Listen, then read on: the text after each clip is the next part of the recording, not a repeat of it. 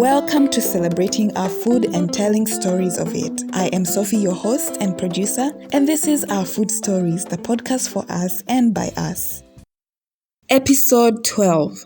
Today's story is a unique one. You heard of Omugoyo briefly in episode 2 of season 1. In today's episode, 3 special guests share their recollection of Omugoyo and how it was prepared by their respective parents. With each unique story, you will learn something new about this dish. This story is divided into 2 parts, so watch out for part 2 in the next episode.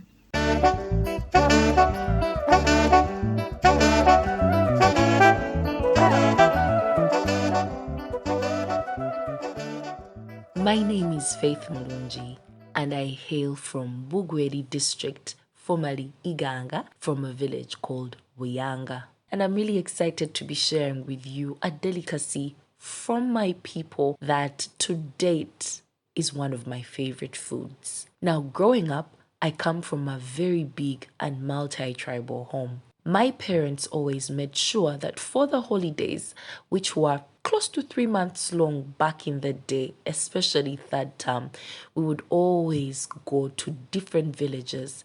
1, to connect with our roots. 2, to learn the language. But 3, to experience life outside what we had known in the city. And here is why Omugoyo is very, very special. It was, or it still is, a custom for Kampala dwellers or city dwellers when going to the village to carry some necessities for the people that are going to host them. And this included bread and all these other things. However, because of how long the holidays were, my grandmother got creative. So because we didn't want to finish all of them at once, she would find ways of supplementing. And Omugoyo was a very, very good substitute when it came to healthy snacks. Now, before I lose you, Omugoyo is simply a combination of mashed sweet potatoes and a very special kind of beans called mpande. Mpande is referred to as the Bambara groundnut, but it's also referred to as a form of peas. It's usually reddish. It can also be brownish, but the one I remember was what you would call burgundy. Now, in case you go into the market, they definitely will know. They will tell you and they would guide you, especially the big markets around Kampala. Now, I also learned that due to superstitions around Mpande, they were linked to witchcraft. Majority of the people in my home in Busoga stopped growing Mpande. They just stopped growing it. And so it's one of those that those delicacies that is risking running into extinction. Now, over time, Mpande has become very, very expensive and also not easy to get. So people nowadays substitute that with beans. So you basically mash your sweet potatoes together with the mpande. Now, the difference that mpande makes is, unlike beans that are easily mashed together with the sweet potatoes, mpande rarely get that ready. So they still maintain a feeling of roughness, or they don't get as soft when mashed. So you have a very unique texture between your sweet potatoes and the mpande that feels a bit crunchy. Yum. I'm getting hungry, but let's continue. So Omugoyo was usually served either as a breakfast accompaniment, like we love to call it in Uganda, or as a snack during evening tea. So Omugoyo was taken either as a breakfast snack or during evening tea.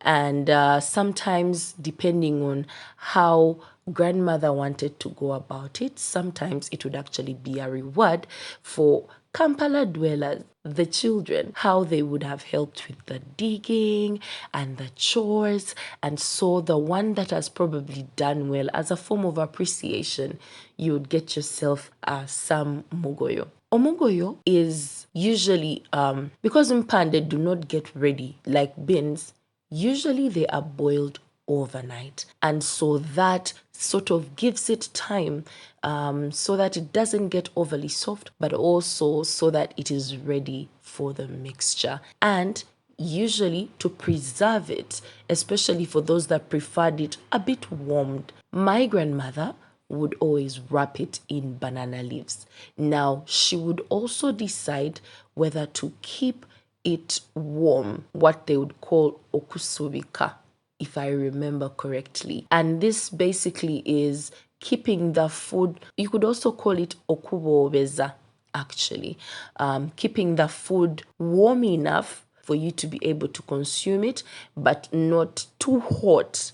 Okay, just to make sure the food is still fresh. But for those that preferred omugoyo in a room temperature setting, if I may borrow the term, those would definitely wait up until the morning when it has that leftover feel. Now, being wrapped in banana leaves sort of puts everything together, the aroma, the texture, everything all together, and then it is later on served.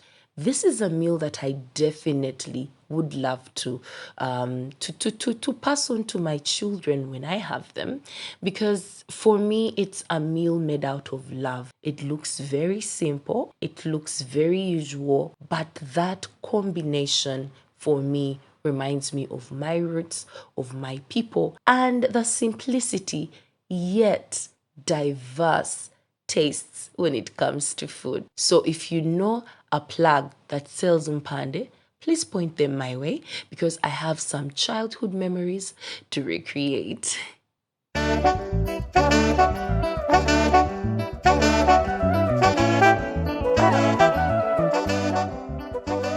My name is Mark Lutta, and I'm very excited to be on here to share my experience and story about food. I was born and raised in Jinja, Uganda, and I am a Musoga by tribe. And as a child, I remember we used to visit my mom's village, and one of the most exciting things about these trips was the food. We had plenty to eat in those times. There were fruits, mangoes, guavas, oranges, bananas. I don't know if a banana is a fruit, but yeah, we had a variety of things to feast on. But the potato was very common at almost every meal. And if you're familiar with the Basoga people, you would know that sweet potatoes is their staple food, which we call emboli in Lusoga. So the emboli was very, very common at almost every meal of the day. But there's a special delicacy called Omugoyo that is prepared with sweet potatoes and red beans. Basically, you smash them together and you form Omugoyo.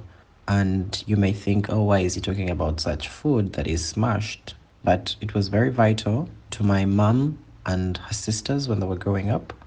And I think to very many families, in a way that this food was very important, especially during times of food scarcity, because it is very satisfying in a way. So if you don't have like really so much food in storage, but you had sweet potatoes and beans, you would make this delicacy of omugoyo to eat, and it would carry you on for almost the entire day. But I remember we used to have it usually for breakfast during my visits, because I mean, you would carry bread, like eat it, and then after some time it's done, and then you have to eat things like cassava or leftover food, which we call amaolu, like food from the previous dinner. You'd eat it the next day in the morning, and so on. But omugoyo was one of those common things we would have for breakfast, and it was really, really nice. It went so well with the tea,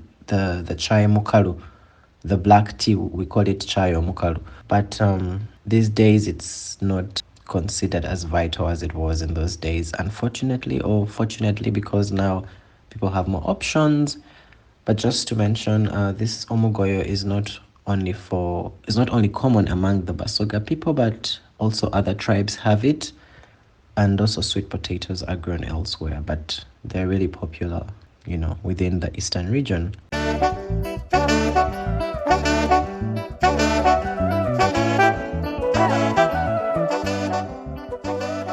Thank you, Faith and Mark, for sharing Omugoyo with us. Watch out for part 2 of this story in the next episode. Aside from being an all-around awesome person, Faith wears many hats, and in her own words, this is what she does. I host conversations every Thursday on my Instagram, that is at Imani Mulungi, and they are dubbed The Catch Up with Mulungi, where I host young people that are doing amazing things, but also for the love of conversation. Why not? I also run an initiative online that is called the Amani Foundation, and this primarily is an organization that is geared towards helping rape victims find real-time help.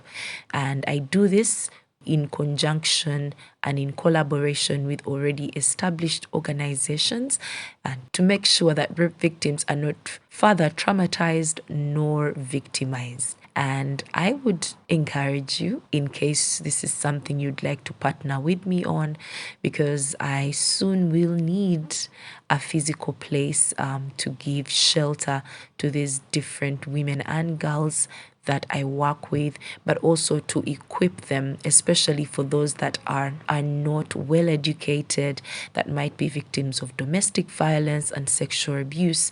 The dream is to have a center to equip them with knowledge as part of their rehabilitation, so that they can go back into society and do something better with themselves, with the skills that they've learned. So do hit me up.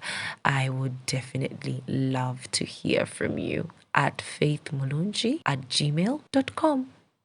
To learn more about what Faith is doing, follow her on Instagram at Imani Mulungi. Remember, part 2 of this story is going to be in the next episode, so watch out for that.